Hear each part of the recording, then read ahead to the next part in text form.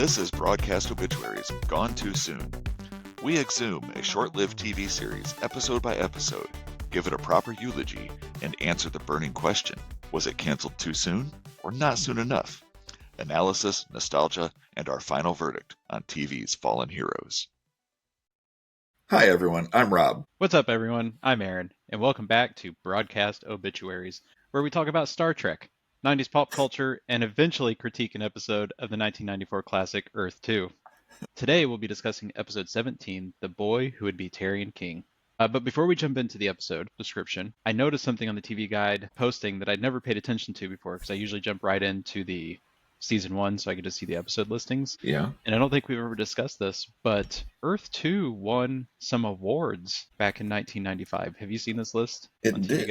I don't remember what it is off the top of my head, but I do remember reading. I read it on Wikipedia. That's my source of knowledge. Okay. But we can educate our audience. Yeah, absolutely. Educate me. I forget. Cool. Okay, yeah, because I think this is pretty cool. So they won all these awards in 1995. One award was for the ASC, or the American Society of Cinematographers. I had to look that one up. I'd never heard of it. Okay, yeah. They won Outstanding Achievement in Cinematography in Movies of the Week or Pilots. It was nominated for that one.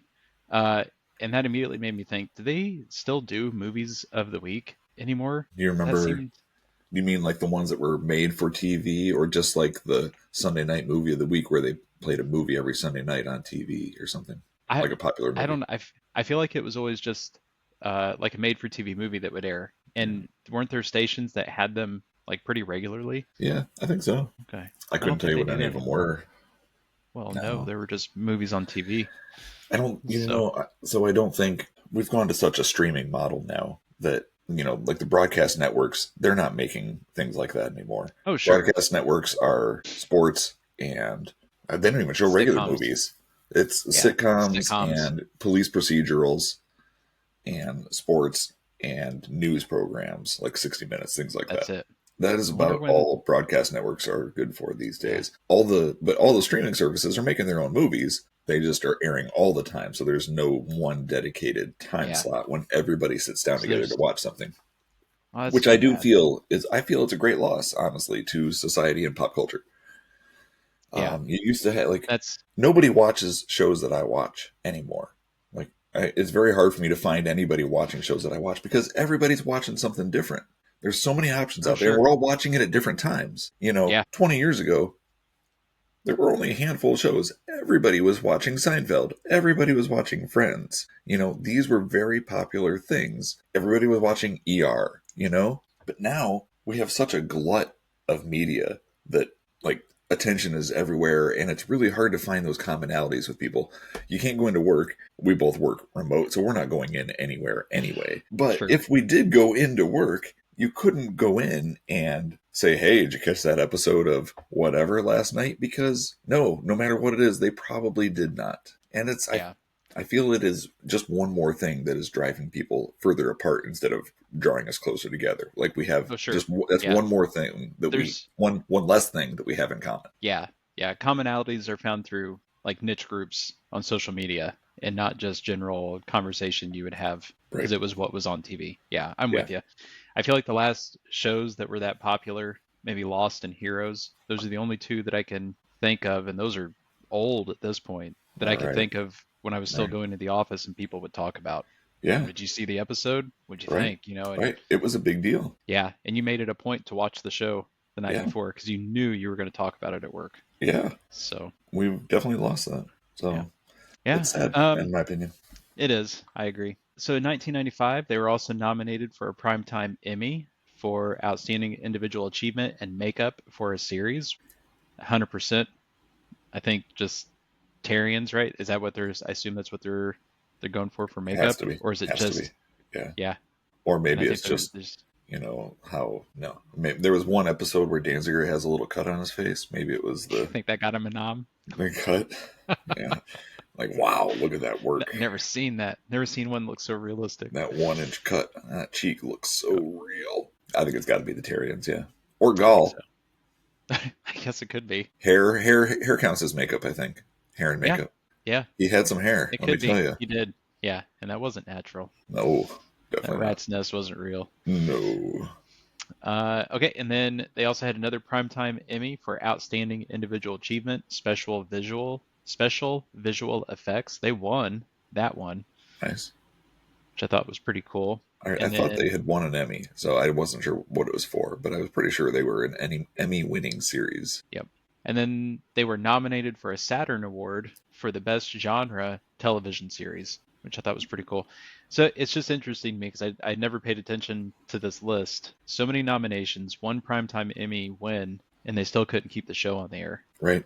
Doesn't this Yeah. drive you towards success and tell you that you're doing something right? You would think so. You would think so. But, I got to tell you, like this episode we're watching today, again, this one did air out of order. This should have aired before last week's episode, after the thaw, the one with the frozen Tyrion, although as near as I can tell, neither episode was really impacted by it being out of order. However, this one aired 3 weeks after that episode. So there was a 3-week gap here in the middle of April, basically. So I feel like those delays, and we kind of talked about that, but starting in 95, January 95, the second half of the season, there were more and more gaps in the production or in the airing of these. And I feel like to some degree that must have played a factor. Weren't able to get their Earth 2 fix and moved on to something else. Fix. Need my fix. I need my Earth 2. Yeah, so thought that was cool. Yeah, that is cool. Didn't save the show though. It did not. You remember a few weeks ago, you showed us some merch off of eBay. Oh yeah. You remember Yep. that? You remember that? Yes. Did you like that? Yes. Yeah, I did too. That was awesome. That was awesome. I loved it. It was awesome. And I ordered one of those posters. You went on a shopping spree, didn't you? I did go on a shopping spree. Actually, the poster was my spree. That's all I got.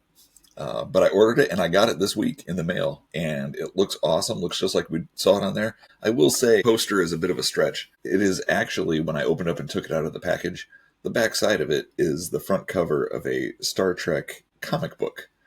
And it's just the inside of the cover. Someone cut it very neatly right Just down the ad. the seam, and it was just an ad for the show is all that this is. So I don't know if there is an actual poster out there. All that I could find were roughly this size, like 6.5 by close to 10 inches. That's comic book size. So I don't know if there was actually a bigger poster out there, but I did get this one, and frankly, I don't care if it's just the inside of a comic book cover. It looks cool, and I'm going to frame it. And someday I'm going to have some space behind me to hang up all the stuff from our podcast, and it is going on the wall front and center. Yeah, that's going to be cool. I remember seeing that one on eBay. It's even funnier to me that somebody's out there finding these issues of the Star Trek comic and very carefully cutting the cover off so they could sell the Earth 2 print somewhere. Be a whole bunch of these things. But yeah, they must have learned at some point, no one wants this old Star Trek comic book. However, someone might pay me $10 for the advertisement on the inside cover. Who and knows? They sure did. They sure did. I sure did. So happy to have it. That guy, you bought that, and that guy selling it went to his wife and had the biggest I told you so moment in his life. You probably made his day. You said I wouldn't sell any of them. Well, guess what? I sold one page. Yep, I believe it. I believe it. It's funny. All right, so should we jump in to this week's episode? Yeah. I think we should. We should. So, The Boy Who Would Be Tyrion King. This episode aired originally April 23rd, 1995. And the summary here reads, as Yuli celebrates his 9th birthday, his adult self from the future contacts Devon to persuade her to help him evade the authorities, determined to wipe his Tyrion traits from his DNA. And meanwhile, Yale and True nurse a sick Koba to health. It's very sweet. It is. It is sweet. Yeah. And the stupidest B plot I've ever seen in one of these episodes. Yeah, and the TV guide description makes it sound like they were really going to be going to Julia and Julia, you got to help. We got a sick Koba. I don't know what to do with it. And I was very disappointed in that B plot. I was like, wow. Oh, it got even less time than the one where True finds out the true mystery of her mom, which only got like 3 or 4 minutes in the episode. You're right. This got even less than that, and that they're highlighting it here. Yeah. I would like to take this opportunity to say, and I might have done this in the last episode, but when we talked about this in the pilot, I said, if this had time travel, it would have everything that I wanted in a science fiction program. And now it's got time travel. Yes. I mean, I know we're a few episodes from the end. I'm putting my stamp of approval on it right now. I kind of have to because I called it out 16 episodes ago. I have to do it. Like, stamp of approval. It's gone too soon. I got to say it. I mean, it's time travel. It's got freaking time travel. They could do so much more time travel now because they've established it and it works. The way they did it works. Yep. So I'm sure we'll never see it again. It's pretty cool. Probably not. Hey, but, so do you mind if I do a back in time segment? You just gave us the date of this episode. I could do a back in time. Yeah, let's do it. Right. We really need a catchy back in time theme still. I'm going to say I know. I just need to, I'll work on it. Last time I came up with a theme song for Movie in a Minute. Movie in a Minute. I need something like that for, right? A good song, right? Yeah. So now we need something for Back in Time. And all I can think of is Huey Lewis and the News from Back to the Future. Yeah, we don't want to get copyrighted, so we'll... I kind of do, man. I think that would be really cool.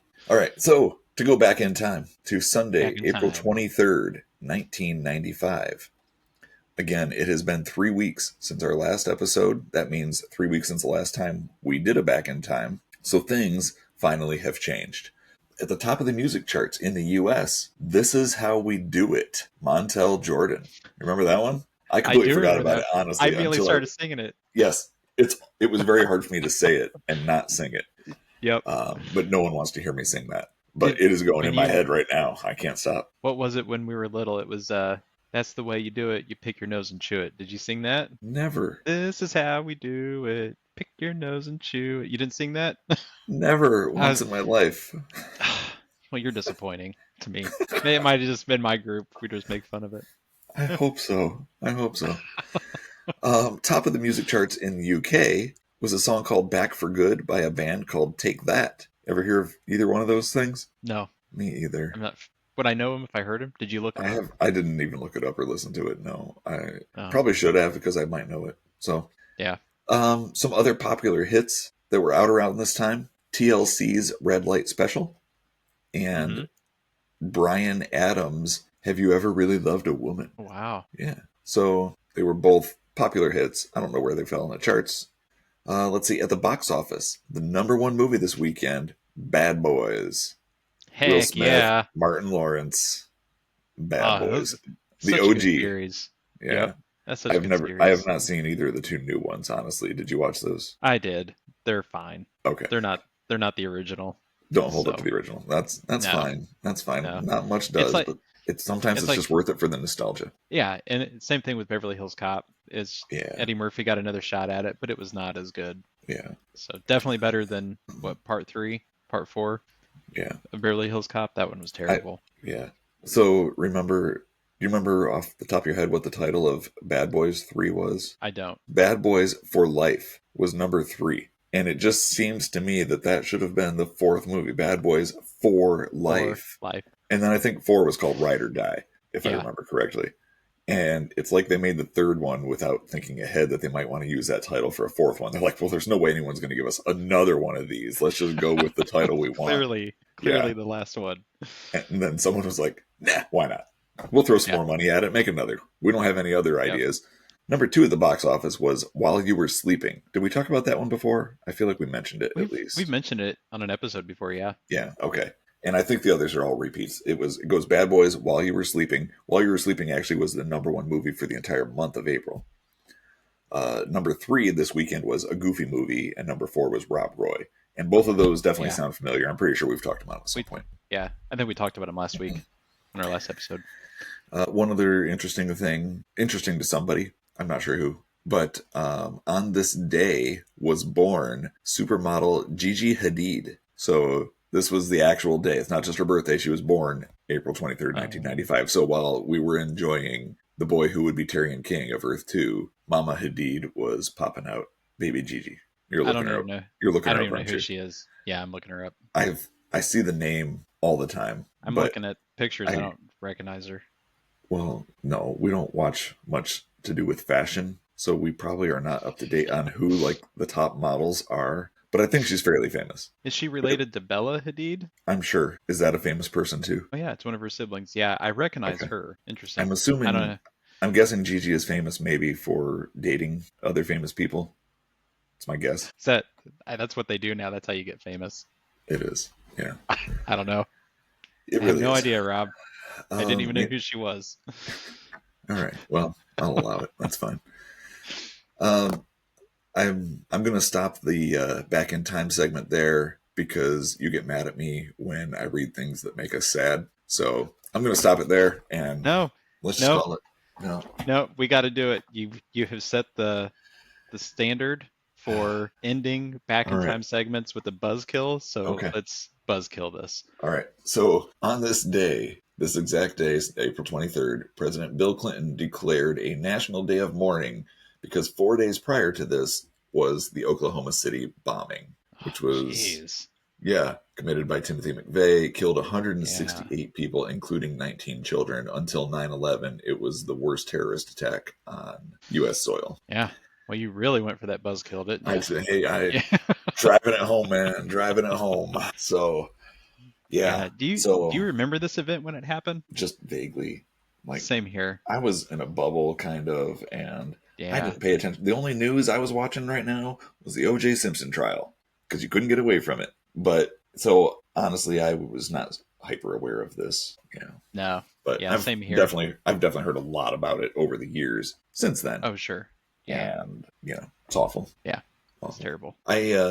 One interesting thing, not related to that at all, but next week's episode that we're watching, which I believe is called Survival of the Fittest, actually aired back to back with this episode we're watching today, The Boy Who Would Be Tarian King. So they both aired on April 23rd, 1995. So I actually, for next week, I'm working on collecting a list of some major alt-rock albums that came out in the month of April 95. So, since otherwise our back in time segment would be exactly what I just read, and we definitely don't want that same buzzkill. No, not so twice. I'm working on a little list of albums for us to discuss. There's definitely some good ones. This was an awesome month for music, I'll just say. Nice. So right. I'm excited to chat next week. Yeah, me too. I hope we can connect sometime and get back together. Just kidding. Chat in some form or another almost every day, people. So. Yeah. No, yeah, we'll be back next week. All right. So thanks for listening to Back in Time. Let's go back to the present and even the future for Earth 2. We're sending you back to the future. So The Boy Who Would Be Tarian King. This one was kind of fun because we open on what to the normal viewer would be just a young man in a Tarian ground popping near a radar dish of some kind of device. And these two humans, the fakest humans I've ever seen, and I say that because they were not the greatest actors. They were just like, we just need you to say a few lines, just get out there. And I still had to watch this scene at least 3 times to figure out which one was talking. Like, I couldn't even tell which one was supposed to be talking. And then I realized it doesn't matter. I should just move on. It doesn't. They're speaking you got way nonsense too focused here. on that. Right. Yeah. But they were awful. Sorry to you actors, but it was pretty bad. Yeah, it was not great. So this young man and this Tarian are trying to sabotage this device, and they get caught. And they go to ground pop again. I like that term, ground pop. Ground pop. I was like, I don't know what else to call it. So Me ground either. popping it is. Yeah. So they go to ground pop to disappear, and this magical red laser net, I don't know what it was. That's exactly what it was. Yeah. Sinks into the hole that the human went into and ground pops out with the human stuck in it. He really just can't get out. He's like a fish in a net, just fighting in that thing. It's hilarious. And then it just pops and he falls. Yep. So I thought that was pretty good. Yeah. But as again, they definitely didn't get nominated for that special effect. They didn't get. Did they get nominated for special effects at all? I don't think it was. It was other things. Yeah, special. It was. No, they won for special visual effects, but it couldn't have been that one. No. Oh, it was probably their explosions. I bet it was the explosions. In my mind, this rivaled those explosions for terrible CGI. It was really bad. Yeah, I imagine their win on that one was for the pilot episode. Because that was the best effects they've had in the show so far. That's where they sunk all their money. Yeah. So we obviously learned, and we're just going to spoil this, that this is Yuli from the Futurist. You didn't know, Rob? Yuli? You're going to have to go back and watch it again. Fearless leader of the Rebeltarians? Is Ulysses Adair. Did you recognize the actor that playing Yuli? I didn't. Should I have? Well, I mean, like I went and looked him up. He looked very familiar to me. And his name is Michael Riley Burke. And I couldn't, like, I looked, he's got, let me see, he has 119 credits on IMDb. So he's been in a lot of stuff, but it's like everything is like one episode of this and that. He's not from anything, like none of these things as I'm looking through are, there's a lot of things on here that I've watched. Shameless, Lethal Weapon, the TV series, Suits, Supergirl, lots of these types of things. If you go back further, Burn Notice, I watched all of Burn Notice. The Mentalist, Criminal Minds, just a ton, and like NCIS this, NCIS that, CSI this, CSI that, Melrose Place, one episode, just ER, one episode, just all these things. He's in tons of stuff. So he just looks very familiar. I'm sure you have seen him in things. I've seen him in things. I couldn't tell you which specific thing it was that I saw him. Oh, look, he was in 3 episodes of 24. So yeah, I didn't recognize him, but by the time I was paying attention to actors and shows, he was probably older and looking older. Maybe. I mean, he was in 3 episodes of Star Trek Enterprise. You don't remember Enterprise so well, do you? I'd watched it once. That's not up there on my rewatch list. Hey, that's more times than many people gave it. It's true. Yep. So anyway, he's just a very familiar actor to me. Anyway. I didn't recognize him. Maybe not to you, but to me. Yeah. You open that way. I feel bad now. Like I should recognize this guy. So sorry, dude. Did you recognize the person who launched the net and caught him? Me either.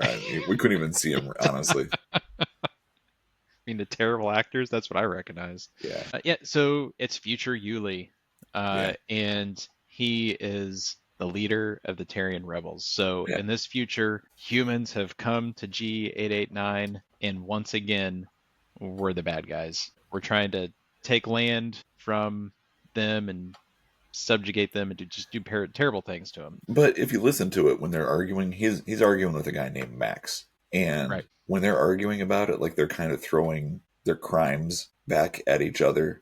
And Max says that, Yuli accuses the humans of encroaching on land or something, trying to take too much land and not abiding by the treaty that they have. But then Max turns around and says, yeah, but look at this. The Tarians knew that they had our entire water supply when we made that treaty, and they kept it on their land and didn't leave us with any water. So I think, yes, the humans are being the bad guys here. Yeah, clearly they're clearly portrayed that way, but I think it is a little bit going both ways. The Tarians kind of treat them a little dirty, and so they're upset and taking it out.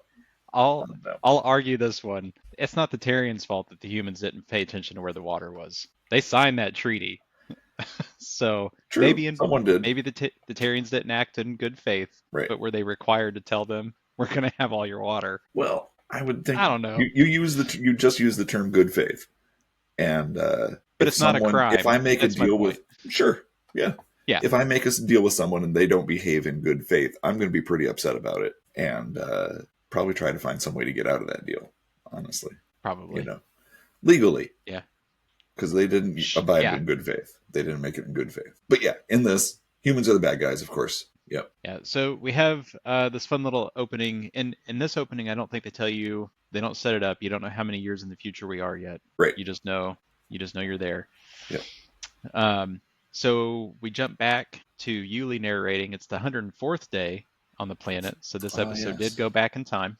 Yeah. Which is fun. So this is really a time travel episode. It sure is. Because the last one was 109 days. And we get to open on Yuli climbing a tree. And nobody's panicking. I love that. This kid's climbing a tree. And his mom didn't come shouting to tell him to get down. He's going to hurt himself. He just got to do it. Yep. And although Morgan does tell him he should get down and finish his chores. Yeah, tells him to get back to work. But it's not a safety issue. It's just like, come on, kid. We're all doing work here. You do your part. Yeah. But he's recounting how far he's come since his last birthday in the Syndrome Ward on the stations with all the other Syndrome kids. And it's amazing that he's made it to 9 because they usually die at 8. So it was a fun little moment for Yuli to look back on, his life as a child, I guess, at this point. And then we see more scouting. We love our scouting. Alonzo is out with the group. They're scouting. and Alonzo has like an immediate migraine. He just Yeah. grabs his head, collapses. Yeah. Ah. Ah, And the Terrians start shooting. They come out Yeah. shooting. yeah. And Pew, pew. Alonzo's, yep. And Alonzo says, they're screaming at me. They're screaming at me. And he's in a lot of pain. And they get in contact with the camp. And it all seemed kind of weird and out of the blue to me. We don't really understand why any of this is happening. They just run a little bit off the path they were on. And the Terrians just stop and ignore Yeah. them. They're like, okay. Yes. Yep. So just They a just don't- territorial group. Yep, they say they want them to stay off their territory. And again, they're very close still. You know, they say they're out scouting. They're very close to the camp. And Alonzo's like, no, we can't find a way on this North Pass. All right, well, come on back to camp. They're all right there because we decided in the last episode, or 2 episodes ago, we're all going to stick together. No one's separating. We're going to stay together. We're not scouting. So they're not going far from the camp. Yeah. They've been there for months. They should know this area inside and out by this point. And how are they coming upon another tribe of Terrians that they haven't met before and who don't hibernate in the wintertime like the ones down in the prisoner The other side. caves, The one on the other side of the camp. apparently, where it's a desert instead of, snow. Yeah. Although it's still cold over there, too. Sure. Yeah, it's just so weird how they spread people out here. Yeah. I just don't get it. Okay, so we jump back to the future. Back to the future Yuli. This time we learn it's 16 years in the future. And my notes are Max is having a lot of babble about the human government on G889. Yep. That's kind of how that opens up. So he's got Yuli captured in a cell and he's trying to talk to him. And we see that Max is a syndrome kid who's Yep. grown up. So treatment's obviously better. He's not Yeah. healed, but he's surviving. He's got a little oxygen tank that he's breathing Right. through. Yeah, he's not wearing an immunosuit, Right. but he's 16 years... Or does it say how old he is? I don't know. It's 16 He years looks- later. They don't say how old Yeah. he is. Max looks like he's about as old as Yuli to me. Like they're probably close in age to me. Do we ever find out, like, at one point... So right after this, we find out that future Devon has drafted a new treaty, Mm-hmm. and they want Yuli to sign it so they can basically take more land from the Terrians. 10 hectometers or something, right? Yeah, right. And we learned that Yuli and his mom don't speak anymore, but she's there and she comes in to see him. At one point, Devon is talking to Max, and she references his father. When your father signed that original treaty, blah, blah, blah. Did we ever find out anything about his parentage? Or even his last name? Oh, Max? No. Yeah. Okay. No. He's just in charge. He's just the guy in charge. Okay. That's I just how he's introduced. what I suspect here, I think that he is Morgan and Bess's son, Really? which would mean he's only like 16 years old at the most. No but way. that's my suspicion. I can't confirm or deconfirm. I can't confirm it, but that's my suspicion. And at one point we see a map that shows some land and it says the Upper Morgan River on it. Did Yeah. you see that? I saw that. And he mentions it too. He's like, it's up in the Upper Morgan River. Yeah. So if Yeah. his dad was Morgan and he signed the original treaties and he named the features in the land that he got, then that would make sense. Yeah. I didn't even make the connection because they look the same age to me. They look like they're both probably They do. 25, 26, somewhere Yeah. around there. But he's sick. He's been sick his whole life, so that could make him look older. True. Oh, There is one that's part cool. in here too where they show him there in the future, and then we cut back to the present, and the very first people we see are Morgan and Bess. And I yeah. was like, I wonder if they're trying to tie it in. I really don't know. I don't know if there's any way to look it up, but it's my guess anyway. It's neither here nor there. It doesn't matter. I like it. It's mean, good yeah. speculation. Let's pretend that it's him. That's who it is. And it would make sense because then he's taking after his dad. And Right. I don't like him just as much as I don't like his dad. So Right. that works. Right. So Devon is talking to Max about all this, and we at this point I don't even know if we know that Max is his name. She goes in to talk to Yuli in a minute here, and he's like, Max is this, Max is that. I'm like, who the heck is Max? And then I realize later they call him directly Max. So, but she mentions when she's talking to Yuli that Max has a surgeon on hand who's ready to do a surgery to remove all of Yuli's Terrian qualities. Yeah. And that messed up. Yeah. And we're going to make you sick again. We're going to Right. essentially murder you. That's what would happen. Well, Max even says, "Hey, treatment's come a long way. You'll have medicine. You'll just find that you can't even go a minute without needing another dose. And the pain, you wouldn't imagine the pain." Unfortunately, the effects are short-lived. He'll find he won't be able to go more than a minute between doses. Wait, so if Max is a syndrome kid, Mhm. then he can't be Morgan and Bess's kid because syndrome kids were born because of the stations, born on the station because of the stations. He could still be their kid because he might not have How been would born he on the station, but they were raised on the stations. And the syndrome kids. So you think it's like genetic? So I have started reading. You bought more merch. I only bought the poster, he says. Right. I forgot that I actually have all 3 of these novels here right beside me. But I bought all 3 of the Earth 2 novels. The first one is the novelization of the pilot episode. And at the beginning of this one, Yuli has just been born. This isn't a prologue. Yuli has just been born, and he is already diagnosed with the syndrome. So they knew it as soon as he was born. It's not like he developed it over time from being on the station. Right. He's born with it. So Morgan and Bess spent their entire lives on the stations. So I find it fully plausible that they could also have a syndrome child because they haven't gotten back the qualities yet of being on a planet. You know, assuming he's born within the next year at the most, I fully can see. Yeah, at 16, he'd have to be conceived pretty quick. Right. If not already. Maybe we don't even know it. But they okay. did just get married. So sold. Again. Yeah. Right. Yeah. So anyway, so they want to take his Terrian qualities, which is pretty messed up. Yeah, and kind of on the same lines as messing with, cutting up Yuli, essentially. Did you dig Devin's Bride of Frankenstein hairdo? Man, that was nuts, wasn't it? It was an updo. She had that big old gray streak in it. I was like, oh, it's the Bride of Frankenstein. That was awesome. Yeah. It looked like a very beehive-ish, the hairdo. It did. And I had the exact thought, Bride of Frankenstein. It looked just like it. It was wild. I assume they just did it like that, especially with the gray streak in it, to make her look, well, one, older, because it's 16 years later, but also to easily differentiate it for us. Because some people get easily confused if they're watching the present version or the past version or the future version, and I could see that just being a visual indicator for us. Yeah. I got to have her stand apart, get back to where we're at. So the surgery, they're threatening Yuli with the surgery, which that's super messed up. Yep. And we jump back to the past, and Devin is putting Yuli to bed, and she's telling him about the day he was born. It's very sweet, right? Yeah. Very sweet moment. And they both go to bed. The next day is going to be his birthday, but Devin finds herself in the dreamscape. And this is Devin in the present time. And Devin in the dreamscape is visited by a grown-up Yuli. And just as she should be, she's freaked out by this strange man who shows up in her dreams calling her mom. And she just can't believe that it's him. You say just as she should be. However, just a few episodes ago, she was totally in love with a grown adult man who showed up in her dreams and said that he loved her. Yeah. He didn't call her mom. He might have. You don't know. Right. Hey, she should have been disturbed then, but she wasn't. Right. But maybe she learned a lesson, and now she was like, this isn't normal. Strange men showing up in my dreams. I should probably be worried about this. Maybe. Yep.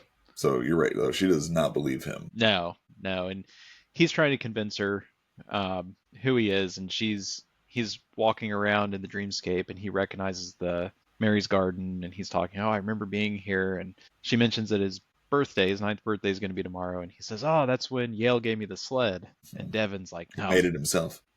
Yeah, Yale made the sled. And Devin's like, no, man, Yale would have told me if he was making you a sled. Yale ain't making you a sled. Just for the record, I think I cut that conversation out of the previous episode.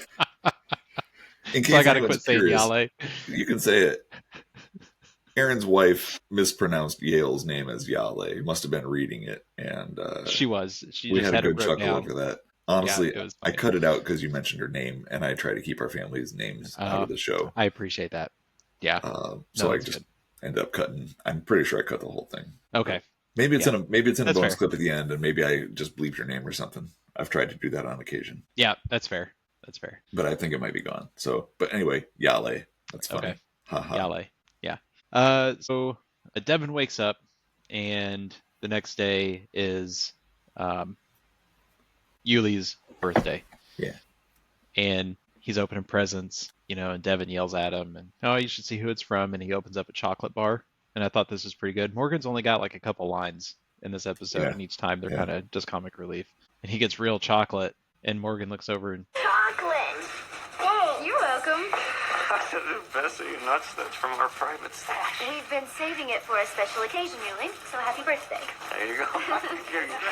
Come on, Bess, can I talk to you for a second? I don't know why it tickled me. He's but it pretty did. upset Like, about dude, it. Yeah, He it's like, said- dude, it's just Yeah. some chocolate. Let it go. Also, they don't. I found this very weird, but in that opening scene where Morgan's like, "Hey, why don't you climb down and get back to work?" Like Yuli's a 40-year-old man that he has to boss around. But Morgan, it looks to me like he is clearly carrying like a little wooden gun. Did you notice that? I didn't. I It's thought a he was just carrying little- sticks because everybody one was of them collecting looks- wood. One of them looks just like a little gun. And now, to be fair, my kids even now will pick up sticks that look like guns and pretend that they're guns. Oh yeah. But I'm pretty sure this one had like a trigger and like the trigger guard and all that. It was like a carved wooden gun, and he was just carrying it around. And I thought for sure that was going to be a present for Yuli, and maybe it is, but they definitely do not show him getting that as a gift. And I thought that was No. super weird. I was totally expecting it. All we see is the chocolate, and then we get to see the next one that Yayo gives him. Yeah, the sled. Yeah. Maybe they cut it. I'm gonna have to go back and look because I don't remember seeing the gun. But yeah, so chocolate, and then Yale gives him the sled, and it's funny because at first he just gives him a package with some rope in it. Yeah. He's like, Yuli's like, I love it. What is it? Yeah, what's it for? It's like, well, it's to pull this, and then it's like Yeah. Price is Right, and he pulls the curtain back. It's like, it's your very own sled, which is pretty cool. Yes. But Devin, And then, but but Devin he has still, a freak out. Okay. even with the sled, he says, I love it. What is it? What is Like, it? He still doesn't Yeah. know. Yeah, but Devin's excited, but also shocked because she knows at this point that the strange man who visited her must actually be Yuli. Yeah. And And- she kind of takes it out on Yale. Like, she's like, why did you tell me about this? And really, the only Yeah. problem is that she's upset that that was really Yuli in her dream. And for some reason, she's just taking her emotions out on the poor guy who handcrafted a beautiful gift for her son and gave it to him out of the goodness of his heart. Why didn't you tell me you were planning this? It was a surprise. Well, that's okay for Yuli, but you really should have told me. Well, I didn't know you were going to react like this. He lets her have it though. He He's like, does. you know, I don't tell you everything. Like Yeah. even when we were on the stations, you didn't know everything. Even when I worked for you, which I didn't even realize till just Yeah. now that he technically doesn't work for her anymore. Oh yeah, I didn't catch that either. They reference it a few times in this episode, Hmm. which we should mention before the next thing that happens here. Right before the birthday party, True finds a sick Koba. So we don't see much about it. She just finds him, looks at him, and she says, "Are you okay?" And he's sitting there rubbing his tummy like he's got a tummy ache. And that's all we see. And then it goes into opening presents. So, Yeah, but I that is the forgot about it. And that- introduction of our great B Yeah, plot and- here. Yeah, and that's pretty much how the B plot goes. You get Yeah. these little 5-10 second moments of True with the Koba, and then it's over. So Devin goes to Julia and gets some, drugs to get her to Yeah. sleep better. And Julia even says, "Hey, this is strong. Make sure you're laying down before you do this." Yeah, it's not just a sleep aid. It's like a complete sedative. Yeah, she's gonna be gone. And she does find Yuli from the future again in her dreams. And the really interesting thing here is we get hit with our first paradox because Yuli is trying to tell her some things, but he does throw in there, well, this is only one of the possible futures. Yeah. And I'm I was glad they threw that in. "Oh, yeah." So he could change things. So he's being real careful not to share too much information. And we learn that the reason that Yuli can use the dreamscape across time and the Tarians can't is because humans have emotion and the Tarians don't. And they think that's what makes it happen. But the Tarians can tag along because there's Yes. a Tarian there with Yuli, grown up Yuli, which is like the coolest third wheel you could have. Just this Right. Tarian running around with you. Brought my Tyrion bro. So we do learn here that adult Yuli wants, I'm going to refer to adult Yuli and kid Yuli. Adult Yuli tells Devin that he needs kid Yuli to take his, I'm assuming the DNA sample, and take it to the Tarians, the tribal Tarians that were shooting at Alonzo, take it to their cave and hide it behind a very specific rock that's shaped like a triangle, and that he has to go alone. And they hatch a plan that adult Yuli's going to go with him. It's going to be fine. He's going to help, kid Yuli navigate this. This Tarian wingman is going to be with them to help talk to the other Tarians so Yep. that everybody will be fine and safe. But does it go to plan? Nothing does ever not. does. Yeah. Nothing does. Yep. Because back in the actual future timeline, they have started the procedure to remove his Terrian traits from adult Yuli. Even like as soon as he comes out of that dream, like he kind of does an Alonzo scream, ah, and then he's pulled out of the dream. As soon as he's there, he's still muttering to Devin. He's like, "No, don't send him. Don't send him. I can't be there to protect him anymore." But it's too late. He's no longer dreaming. So yeah, Devin, future Devin is there. Adult Devin? Just kidding. They're both adult Devin. Future Devin is there, and she attacks Max, who is a super weakling because of the syndrome. She is. She just like taps him hard on the chest. He and collapses. He just falls over. He's like, "Oh, you got me." Hard. Yep. So we do cut back to camp at this point, and True is talking to Yale and asks him very cryptically, like, "Do you have any information on, Earth animals, maybe ones that are sick?" And Yale's like, "I know this girl. What are you doing? Like, what are you hiding?" She's like, "Well, I found a cobra," and Yale was sitting on it. He opens up the crate, and I love this line. God, child, will you never learn? Like, here we are again. You're bringing cobras into the camp again. I love it. After all the trouble. I mean, that's one thing we've been pointing out almost every episode, that she is a key player in. We're just like, what is this girl doing? How many mistakes is she going to make? And Yale's just calling her out for it right there. He's not letting her get away with it. Just get the adult first. Don't hide the thing. But then she sweet talks him, and he's like, all right, fine. We'll figure out how to heal this thing. Yeah. And that's our 10 seconds of the B plot there. Right. And then we don't come back to it for a little bit. Okay, so Devin, still thinking that, she's got to send her young Yuli, kid Yuli, on this mission, hatches a plan to tell everybody that they're going sledding. And they do. They do a little bit of sledding.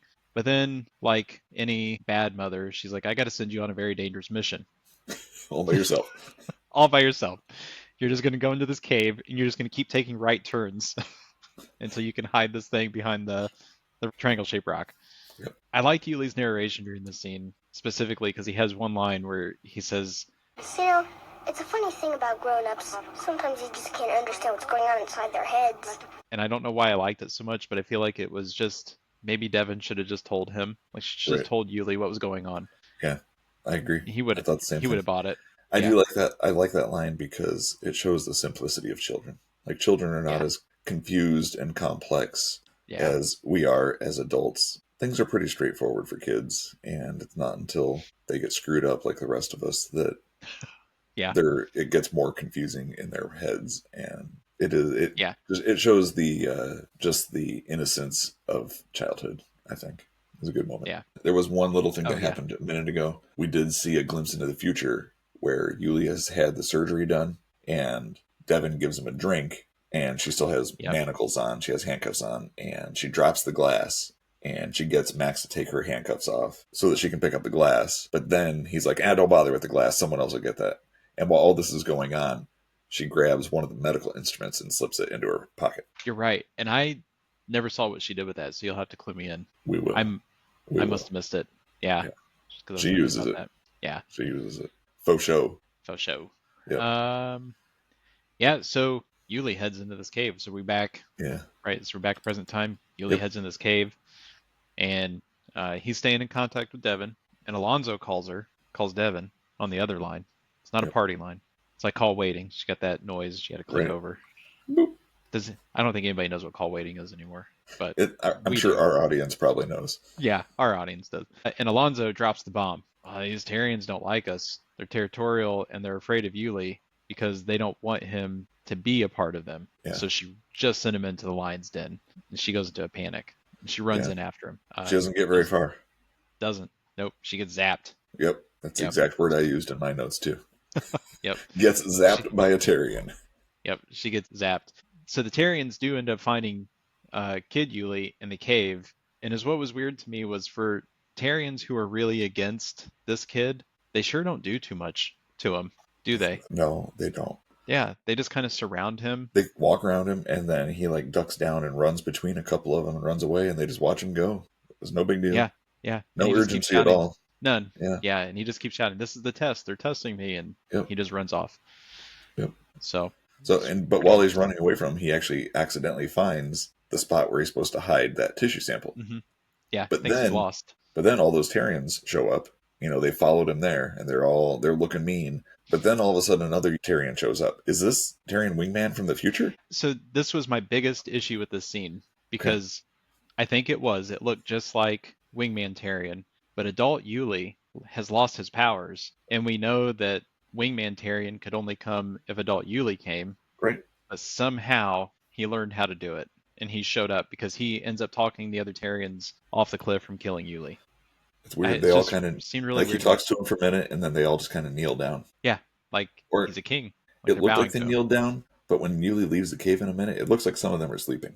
Well, I really was very unclear on exactly what happened in this scene. Like they just went to sleep. Like, yeah, did he hypnotize them to sleep or something? I don't know. That's weird. So, I but he didn't- does, yeah. like they do, Wingman talks him down off the ledge. They kneel down or fall asleep, and then he disappears. Yuli stashes the sample in that little triangle rock, and then he hoofs it back out of the caves. Yeah, and that's that there. Yep, So that he is does that. it. He passes his test. So we get to go back to our Kova story now. So we Go get on. another like 10 seconds here.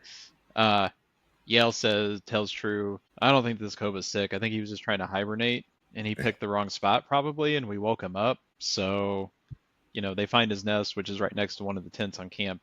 And Yep. that's that. Oh, That's this is that. where he must live. And then Yep. we're done. That's all we hear. Bye-bye. Yep. Again. Yep. So, and then Yuli and Devin reunite. So Yuli comes out of the cave, finds Devin. That's a Yep. happy moment. Yep. And then we go back to the future, and this is where the action starts. Future. So we're with future Yuli and Devin. Yep. This is where they stage the escape. What does Devin do with the medical thing that she collects? So it's like a little laser scalpel. She holds it like to Max's throat. Oh, is that what she took? Yeah. Okay. I thought she took a shard of the glass that she broke. That's what I thought. I didn't know where Yeah. the laser scalpel came from, but that's That- probably what she took. That's the only time she could have gotten it. Yeah. So I saw her slide Okay. something off of that tray. I assumed it was the piece of glass that she sat there. It was not. That's what I thought. It was not very clear. Okay. Not at all. Yeah, that's Not why. at all. But yeah, so Yuli's sitting there. He's in a wheelchair. He's sick again, and he's taking some hits of the oxygen. And Max wants him to sign a treaty. He's not going to do it because he doesn't even speak for the Tarians anymore. He's lost all communication with them. And then all of a sudden, he and Devin attack, and he uses the oxygen tank to knock someone over. She does something, and then she's got that laser thing there, laser scalpel to his throat. Yep. And Yuli takes Max's medicine, and basically they leave. They're sneaking out, basically. But they're in that future then. A Tarian, I think it's his wingman, he finds the tissue sample right where it's supposed to be, and he gives it to a human female. Who could it be? I was very happy. And honestly, I was very confused because this woman looks so much like the images I've seen of J. Madison Wright, who plays True. She Mhm. looks just like her in her, like when she was around age 20. Yeah. Again, she passed away shortly thereafter that. But as a young woman, she looks just like this actress that was playing the future True Danziger. Yeah, I thought the same thing. It was shocking. I was like, "What? Is Yeah. that can't be her?" But wow, Maybe it was actual time travel. real time travel. Whoa, Maybe. Hey, stranger things have happened. it's true. Just kidding. I don't think anything stranger than that has ever happened. Yeah. But yeah, it was cool. So it's True. And she and Yuli are like together there in this future, and they're both working with the Tarians. I thought it was awesome. I loved seeing Yeah, it was her really there cool. as a grown up. Do you think they were dating in this future? I think 'Cause they're there was together. they're a in couple. some They're a capacity. couple. They're Yeah. a couple. Yeah. yeah. I don't know if That's I'd call weird. it dating. I mean, if you're going out and dropping bombs on satellite dishes, is that really a date? You don't do that with your wife? It sounds like a good time. Yeah. So True gets the DNA, and she's like, "Do you think this is gonna heal Yuli?" Right? She's like, "Do you think he's gonna get his powers back and everything?" Yeah. Yeah, they reintroduce it back into him, his own DNA. Yep. His own DNA. And guess what? It works. It works. Future Hurrah. Yuli Yeah, is a Tarian again. that's right. He's back in the dreaming. I'm surrounded by beauty. He's back. They're all trying to figure out how that sample got there. And Yeah, they're all Yuli, confused. yeah, and Yuli's not. He's the only one that Well, knows. Yuli's not, yeah. And he asked Devin, he's like, Mom, maybe you can tell us. And she's like, I don't know. And he makes some remarks. I don't know. It's very, again, How would super she not confusing remember? the way. Yeah, right. Well, so it's a good question. But I believe that despite Yuli's attempts to not change the future, he did. She should still remember it. She should remember because- that though. Right, because that is now part of their timeline. I agree. Yeah. But I believe that the future has been altered. And, Somehow. yeah. Well, you know what it reminded me of? when suddenly Devin couldn't remember Mhm. like how this DNA sample came to be. Reminded me of Superman 2. Remember Lois learns that he's Superman and they Uh-huh. have all the romantic fun, and then just with a kiss, amnesia. She forgets it all. And Yes. it drove me nuts then, and it really bothered me here because it was like, how did you not remember this? That is Right. now your timeline. Yeah. And it's only been 16 years. You wouldn't remember sending your young son into a cave on Right. a secret mission to hide a DNA sample that you specifically stole from Julia while she slept. It's Right. all too much. I know. So, but no, Yeah. she didn't I think remember. I think it just has something to do with the changes in time. And I mean, realistically, Yeah. she should remember it, but Yeah. maybe I don't think that's very well. See, though that happened, it's all time twisty. It's Yeah. Who knows? Who knows? Yeah, we'll have to get a dry erase board out and start mapping Right. everything. So it didn't happen. It didn't happen in her past. It happened in his past, but not her past. Not future Devin's past. Correct. It didn't happen to her because this So it timeline didn't- already existed. And they went back to that same timeline. Yeah. Who knows? I don't know. But the DNA was there, man. I But don't the know. DNA was there. That's the problem. That's the Yeah. trick, because that timeline had to have changed then. Yeah. There's just some inconsistencies, and there's no way we're ever Yeah. going to rationalize it or explain it. No, but this is why I love time travel, Absolutely. It's the fun because of I it, want for to. sure. There's got to be a way to justify it. Yep. So we go back to present day. They're going to save the Koba, so that's fun. The what? The Koba, they're saving. Oh, him. right. I forgot all about that part Yeah, of the story they that take- doesn't matter. Yeah, they take his nest and they throw it in a hollowed out tree. Looks like it's pretty far away from camp, but it's probably still really close to camp. This poor Koba's like, I still can't get any sleep. You humans are just You annoying. won't shut up. Yeah, but they just throw his nest in there and they just put Yep. him in there. Like, yeah, he'll be fine. Yep. He's good. You're He healed. wasn't sick. Yeah, he wasn't sick. He's good. He didn't really have a tummy ache. That's Um, it. That's the whole B plot right there. That's It's it. done. It's over. Yeah. Yep. And then we hear a little bit from Devin again.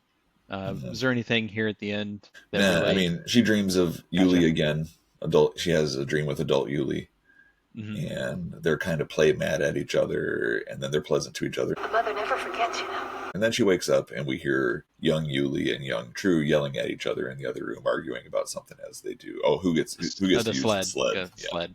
Yeah. And then we get to see the hero of the show for the first time. John Danziger walks in. Yeah. He gets 1 minute in this show. So Yeah. 1 minute of screen time. That's a crying shame. And then he says, I'm going to show them how to share. And basically the kids are sledding together and having a snow fight, which maybe is a nice little allusion to their future romance together. Yep. So it was nice. It was nice. It's a cute little ending. Yep. So that was it. That was Yeah. the entirety of the episode. Yeah. Nice little tight story with some fun time travel, I thought. Yeah. I don't know. What'd you think? I thought Well, it was you cool. already said it. Gone too soon. You've already Right. made your decision off this episode. Yeah. Well, that's because I have to, because it involved time travel finally. It's true. But as far as this actual episode, this was not one of my favorite episodes, but I did really like this. I really liked seeing this one possible future, but I do choose to believe that this is not the actual future that we would have gotten had the show continued for 16 years or whatever to get to this Yeah. point, or 2 years Yeah. or whatever.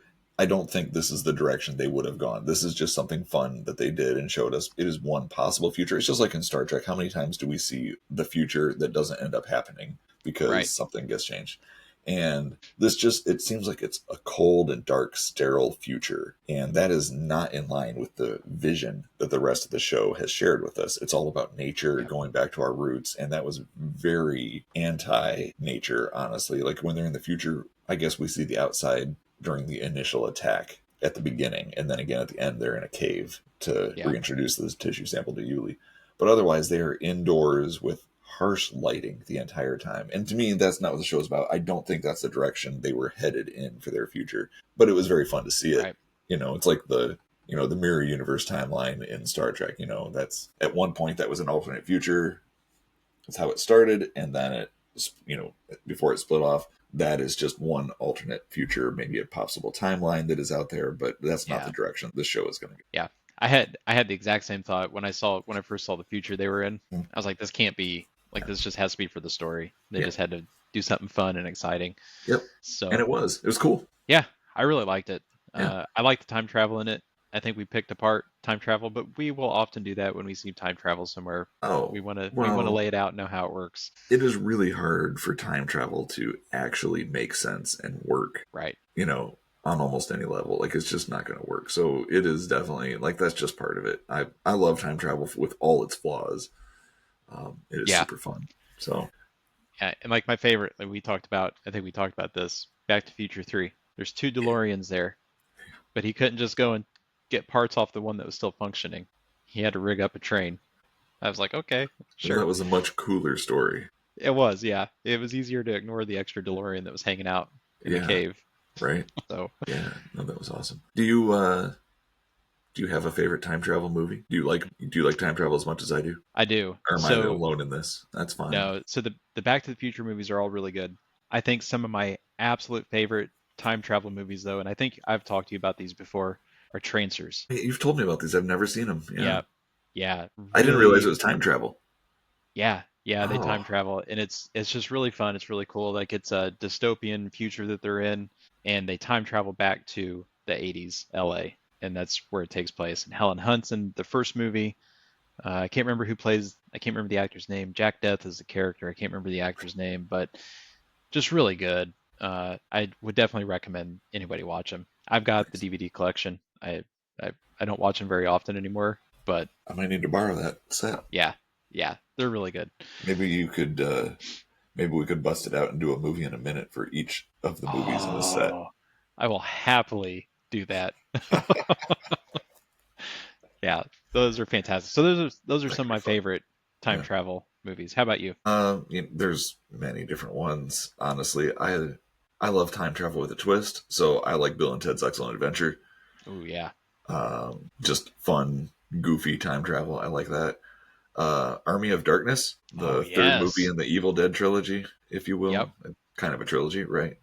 Bruce Campbell Ash goes back to medieval Europe, Yeah. and it is so good. corny and goofy and excellent. What a great movie. But again, I can't go far from Star Trek, and Star Trek First Contact is probably my favorite Star Trek movie, and definitely one of my favorite time travel movies. That's the one where they go back in time and the Borg follow them back to when Zefram Cochrane is, getting ready to use his warp drive for the first time. And I love Yep. that movie. It is one of my favorite Star Trek movies. Also, It is. Same here. also, Star Trek 4 is one of my favorite of the original series movies. That's one where they go back in time. That's the Voyage Home. That's when they go back to San Francisco in the 80s to save Yep. a whale. Yeah. That's fun. I love that. So, To save a whale. When you say the plot to save a whale, like, wow, it does not sound like a great Star Trek movie, but it is really good. It's fun. it is. That's a very good one. And, I like 12 Monkeys. That was a really Oh, good, man, I forgot about twisty. that one. I know. Yep. It's a good twisty Did, one, though. Did you ever see? It was a U.S. Navy, the Final Countdown, Yeah. where the aircraft carrier goes The whole back in thing. time to like World War Yeah. II. Oh, Right. that's good. Yeah. It is That was very a lot cool. of fun. It is a lot of fun. Supposedly, the movie is based on a true story that the U.S. Navy actually did lose an aircraft carrier for a few minutes, and they speculated that it went to the past Oh. during some experiment they were doing. That's what I heard. I love a good conspiracy. So, I do too. We'll have to dig into that a little bit. yeah. So, yeah, time travel's fun. Also, we could throw the Terminator franchise in there. Those are Oh, sure. a lot of time travel in a lot of those movies, and that's fun. That's definitely one that I grew up with was The Time Machine. It was an Oh, old, yeah. like from the, I don't even know when it was from, 70s or 80s probably, but Yep. adaptation of H.G. Wells' book, The Time Machine. I've seen so many parts of that movie so many different times. I don't know if I've ever sat down and watched it all the way through, but Yeah. I've definitely seen all the parts of it at various points. And I remember falling asleep as a little kid watching it on the couch. Yeah. It's a late night movie, but I like that one a lot. Special place in my heart. Yeah. I don't know if I've ever seen that one. They did a remake of it though, didn't Yeah. they? Yeah. I saw the remake for sure. Oh, okay. I never saw the remake. Yeah. I try not to watch remakes if I can avoid it. It's a point of silent protest. Silent protest. That's right. Yeah. Since I never saw the original, I didn't have a bar to measure Yeah, it against. that's fine. So, there was a really good episode of Lois and Clark that always made me laugh because it's based off the time machine, and this guy comes back to the past and he makes fun of Lois, and he's like putting a pair of glasses on and taking them off. He's like, Clark Kent, Superman, Clark Kent, Superman. He's like, how stupid do you have to be to not notice it? I always love that scene.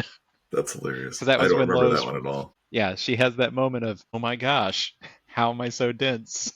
I couldn't figure it out. It's always like that. Phenomenal. Yeah, A goofy time show. travel is great. Yeah. Okay. Well, you have anything else to talk about on this one? Yep. No, we can wrap up. So the next episode, Survival of the Fittest, this was like a double feature. Yep. Also aired April 23rd, 1995. Summary for this one is with narration by Danziger. Get this, a scout team, again, is still in search for much needed supplies still. Well, because they haven't found anything yet.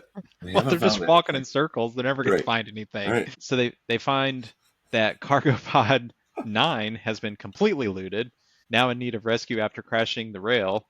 Danziger and Alonzo pursue a Grindler for its stash. I feel like, just read, this is the first time I read that. I didn't read it when I copied and pasted it earlier today. I feel like they just took the pilot episode and the episode where they were chasing the Grindler and they just combined them. Do you think they went back to the original stash that they found in the pilot? Probably. Like, oh, we've been robbed. You sure have, dummies. Yep, they just went in a full Look. circle and they were like, oh, look, this pod. Look, there's Zero's footprints because we were Yep. already here once. Hey, where has Zero been? We haven't seen him in episodes. He doesn't What get a enough. waste. What a He doesn't waste. get enough screen time. No, he should have his own spin-off. I'd watch it. Me too. It's just him picking stuff up for 30 minutes. Moving stuff around the camp. That's it. That's all he does. I'd watch it. Yep. So, yeah. So that has been the episode. The boy who would be Tyrion King. I don't think you said it. What was the name of our episode? So the title for this episode will be The Land Before Earth 2, The Great Cave Adventure. Nice. Is that what you're asking me? Yes, that is I what hope- I was asking. Yeah. Yep. All right. Well, I think that's it for today for this episode. Yeah. We appreciate everybody tuning in and listening.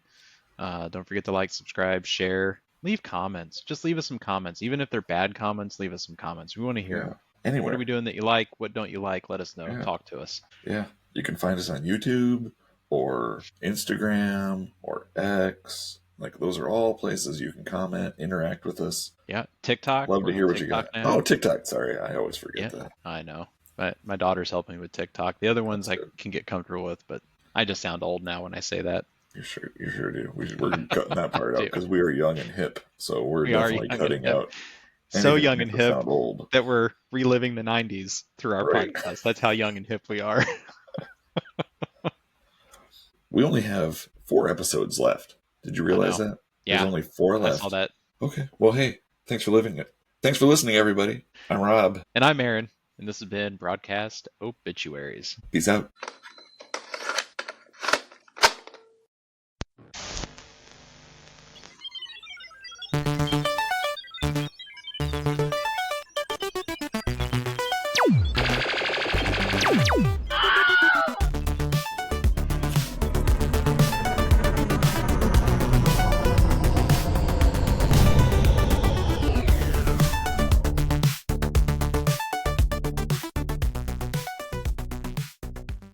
All right, so just so we're on the same page, this is our episode 16. It is Earth 2 episode 17. Or is it 18? 17, because we're only on episode You ahead. I think you're just saying numbers. I now. am. This is our episode 16. We're watching episode 17 of Earth 2. The boy who would be Tyrion King, right? Did we watch the same one, I hope? Yeah, That's good. we did. Woo!